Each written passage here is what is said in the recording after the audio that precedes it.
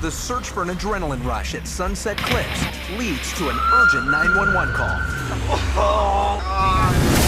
And in Newport Beach, Tunnel was caved in, so we jumped down and we heard screaming. lifeguards race against the clock to find a boy buried alive in the sand. 62's on scene.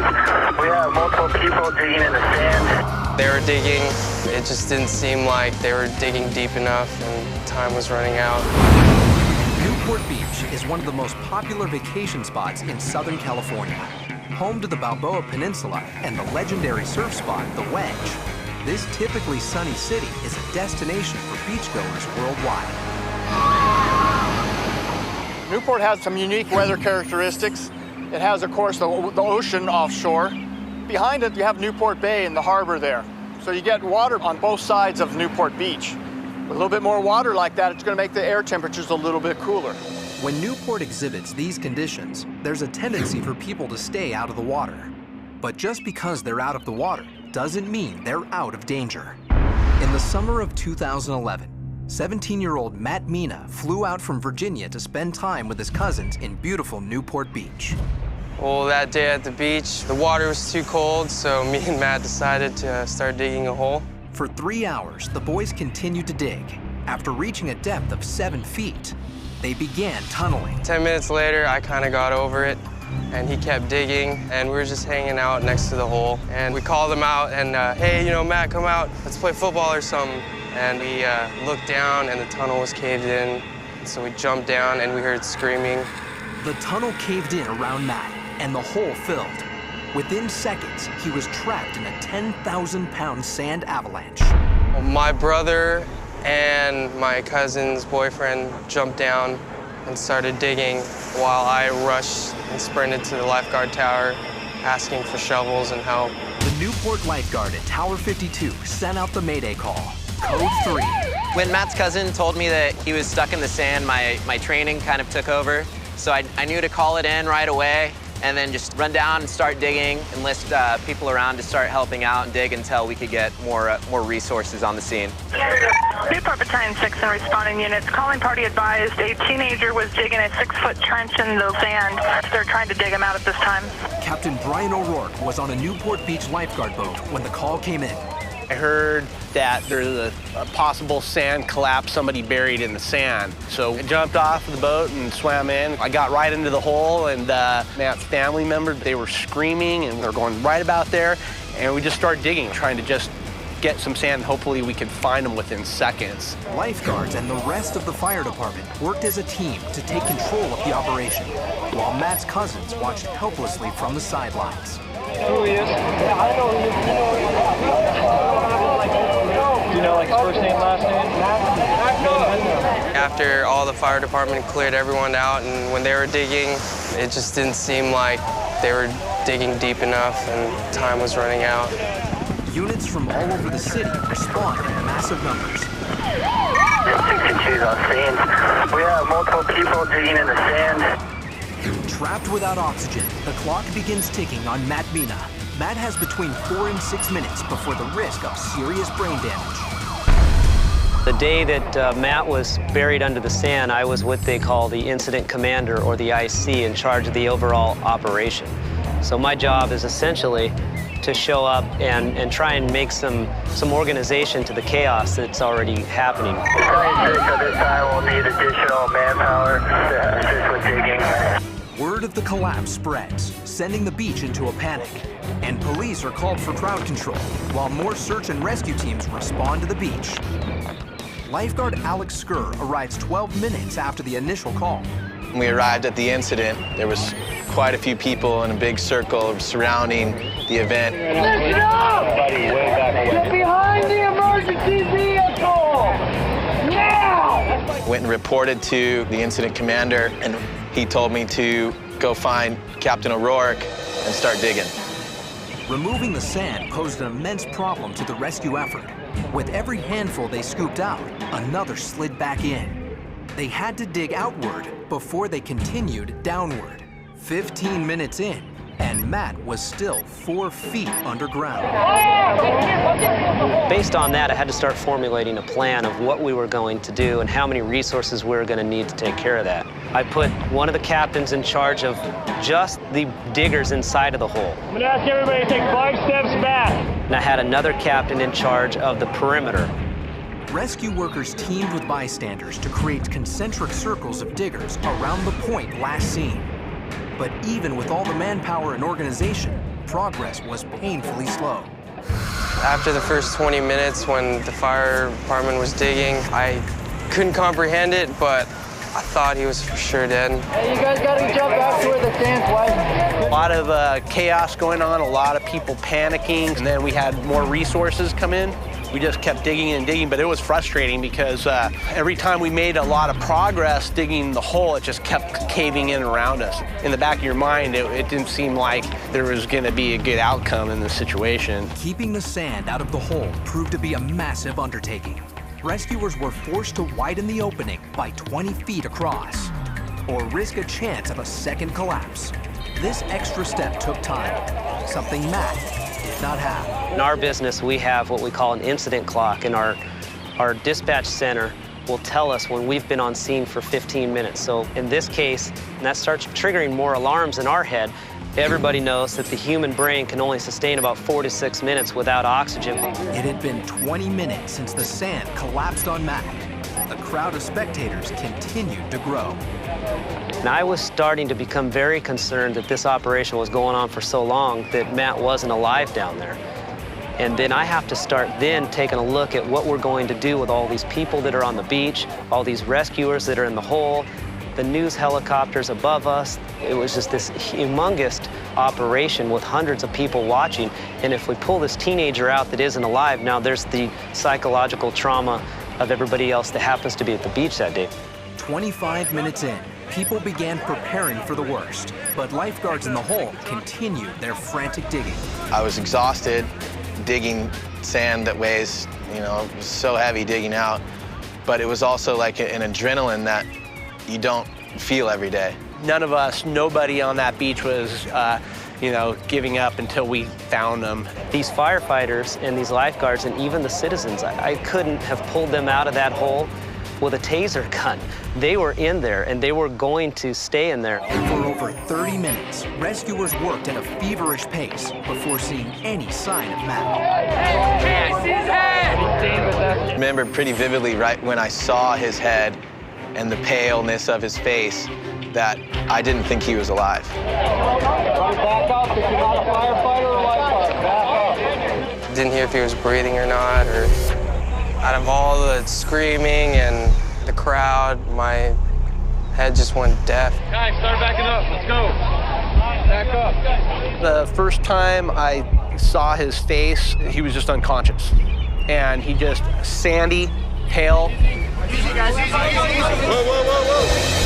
Hold over. Relax, relax. That's when I heard him breathe. Or he's breathing. And then all of a sudden I heard him groan and I'm like, wow, he's gonna actually make it. And there was just cheers from hundreds of people on the beach. Matt Mina had been lying unconscious under 7 feet of sand for nearly 35 minutes before rescue workers unearthed him. Matt, for all intents and purposes, and I don't want to be overly blunt, but Matt should not have survived that. 7 feet down, all that weight, all that pressure, and lack of oxygen for over 30 minutes, that's unsustainable for human life. For me personally, in 17 years in the fire business, this is definitely one of the most miraculous rescues I've ever come across.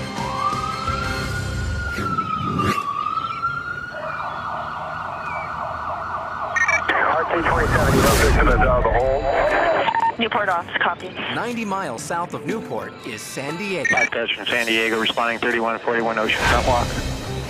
This city is home to 70 miles of diverse coastline. From beautiful sandy beaches to picturesque cliffs, San Diego has it all. Just south of Ocean Beach is Sunset Cliffs.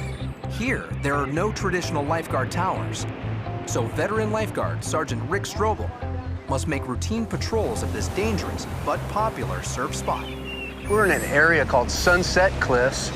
It's a very popular area. A lot of the younger kids like to come down here and jump off into the water. Between the jumping accidents and the surfing rescues, we get so much call activity that we've actually placed a call box right over here. That's a direct line to our dispatch tower. So when we do get the call, we're ready for them. It's a pretty big set coming through. Sergeant Strobel prepares to move on with his patrol. But then he notices a set of unusually large waves heading toward a small group of picture takers. As the wave sweeps the young girl off her feet, Strobel races to the rescue. Luckily, instead of being swept into the ocean, he finds her soaked, safe, and happy to be alive. Hey, you guys gotta stay up here where it's dry, okay? Just taking some pictures of some friends screwing around and sitting up. Saw a wave coming, didn't think it was gonna be so high, and it just shot right up, knocked me down. Yeah, so as the tide goes out, that might happen a little bit more. Don't people jump from here all the time? Yeah, it's not a good idea. It's not safe. Yeah, it's illegal and it's unsafe. All right, you guys just stay up here where it's dry, okay? Okay. Sergeant Strobel's warnings about cliff jumping are serious. It's a highly illegal activity, but with no permanent lifeguard towers at the cliffs, they must rely on posted signs and people's common sense. But when the summer sun is scorching and the water temperatures are cool, common sense becomes an afterthought. I saw a lot of guys jumping off the cliffs over here. People come here to have fun, but they don't respect the fact that this is a dangerous spot. Guy came down, did a hesitation before he went. He wasn't all with it. He went in a low spot, hit something, came up, and that was it, you know. Dispatch to 1 Sam, OB, for 911. Lifeguard dispatch has received an emergency call from Sunset Cliffs. 1 Sam. Someone with sounds like a fractured ankle, Sunset Cliffs, and they're on the rocks. Copy that. We're considered as a cliff response. QSAM, code 3. Cliff rescues are complex, and lifeguards never know what they need until they get on scene. They dispatch Jet 1 for a water approach, and a specialized cliff rescue vehicle with a long crane arm. 23-year-old male, fractured left ankle. Medics are rendering aid now. Jet 1 at the victim. It's going to be at the arch on the first step, about 5 feet off the water. The victim has been pulled out of the water, but is still in a precarious position. Lonnie Stevens is the first lifeguard on scene. When we arrived on scene, the victim was in a fair amount of pain. He had no other injuries. He was down a ledge, just out of the water. Maybe talk to IC. Let him know we do have a lot of slippery slope right here. Incident Commander Sergeant David Raines surveys the situation. I don't think we can get the stretcher up high enough to grab him and pull him on up. The angle of the cliffs and the slickness of the rocks make a standard extraction impossible. Adding to the concern, the tide is rising. Soon, the ledge they're on will be underwater. Set up the low angle rescue, so come up head first. Sergeant Rick Strobel arrives on scene to assist Raines in this complicated extraction. In the San Diego Lifeguard Service, when there's a cliff rescue, depending on where it is, there is a cliff response. What we want to do is get at least 7 people to a cliff rescue to help with all the different jobs that have to take place. We're going to send the stretcher out head first. So your personnel down there should be lifting it. We're just pulling it, so we need some help there. 22, if they want to bring down the morphine, we could do the morphine from here. It's going to be a fairly long extrication. The 23-year-old male is in extreme pain. Sergeant Strobel and his team jump into action. Patient care is our primary concern, and paramedics were able to just stabilize the patient, give him some morphine for the pain, and assist us and package them in the stretcher. By the way, just to give you a heads up, we got the tide coming up really fast. As the victim is strapped into the stretcher below, lifeguards on top of the cliff rig up a pulley system and begin planning. These 2 guys are going to be at the edge to help lift this thing on up. Everybody from down below is going to give a lift. These guys are here to get the stretcher when it comes up over the edge. Jacob is going to monitor the belay. All of us are going to pull on this line and just get him up over the edge. We make a lot of coastal cliff rescues here in the city of San Diego. Lifeguards annually make over 40 coastal cliff rescues. Try to get this close to this one lip right here. With slippery green moss covering the rocks, the lifeguards will have to shift the victim before attempting the extraction. Hey, next loop, just go up to this one lip. Next one, right? We're gonna haul about 2 feet. 1, 2 feet. About 2 feet. Right there. 1, 2, Lifeguards, firefighters, and paramedics haul the victim up the cliff face with extreme caution. Any aggressive movement could further damage his ankle. got him. Nice work, nicely done. With the victim off the rocks, lifeguards rush him to the waiting ambulance. People come here to have fun, but they don't, respect the fact that, there's signs everywhere, Stay back, watch out, because it might just be you, There are signs that are clearly posted in the area, and those signs there are to help people prevent themselves from getting hurt, but people don't pay attention to the signs and they jump anyway. Sometimes it results in injury.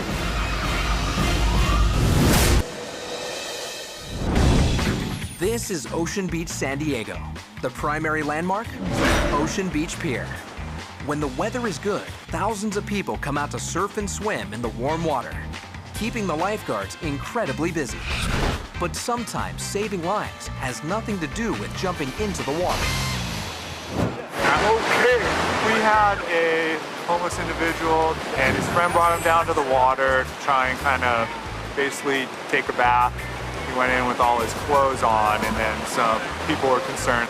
People normally don't swim with their clothes on, right? Right. So I'm a recon ranger. Okay. I'm sitting here watching. Okay. I just want to let you know our concern here. If he doesn't have any medical concerns right now, then we're okay with that. But we can't have him swimming right now. He seems like maybe he's had something to drink. I don't know. He probably has. That's why I'm sitting here watching. Drinking and swimming is, definitely one of the things that is very dangerous here. I'm concerned for your safety if you get back in the water, okay? I had to get in the water. I had to. So can you tell me you're not going to get in the water today? Yes, sir. I will tell you. Okay, that's our concern here, okay? Lifeguard Sergeant Ed Harris arrives on the scene to help. Didn't smell very good. He said that he wants to get in the water later. He's not getting back in the water today. I don't know. We can't have you swimming out here when you've been drinking. What kind is it? It's vodka. Vodka? Yeah. Don't pour that on. Can't have alcohol on the beach, guys. Okay, do you have any more in your bag? Go ahead and leave the beach. The one gentleman that was in the water, I don't think he left with any bad feelings towards us. He said, that he appreciated us. The other gentleman had his drink poured out by my supervisor, and I don't think he appreciated that at all. It's up us, yep.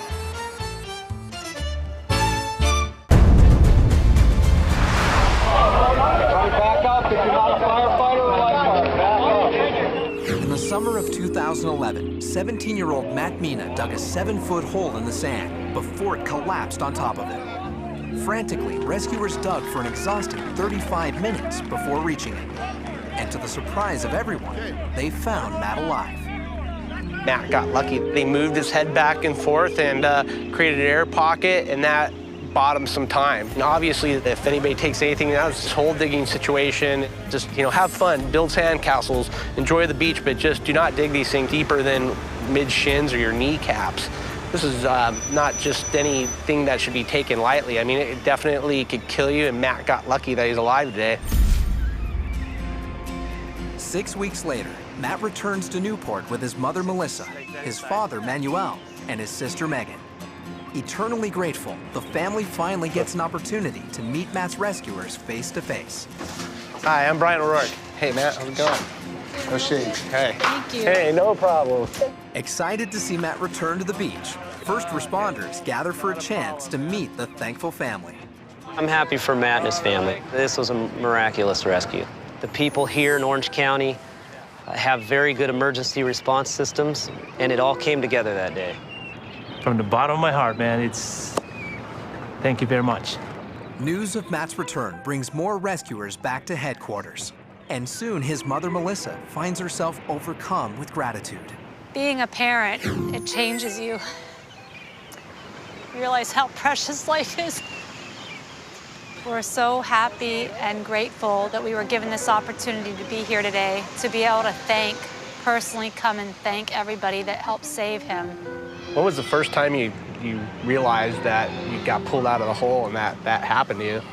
Probably when I first sat up, like saw all these people, and it started to register that I'm alive, but I just got buried.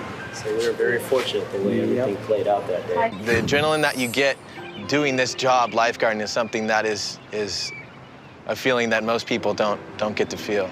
Her mother is just digging and moving massive amounts of sand, and those are the people I'd love to just be able to thank too, you know. Everybody gave their full effort into that and did not stop, and we're not going to quit the whole time. So yeah, it was awesome. We thank everybody because he's a pretty special kid. And when I was down there, my life just kind of flashed before me, you know, all the good times, bad times, you know, it's people you care for. It's every single person out there helping to dig. Everybody from fire and rescue, the police, to lifeguards especially. I couldn't thank them more, you know? So I don't think I'd be alive if it wasn't for lifeguards today.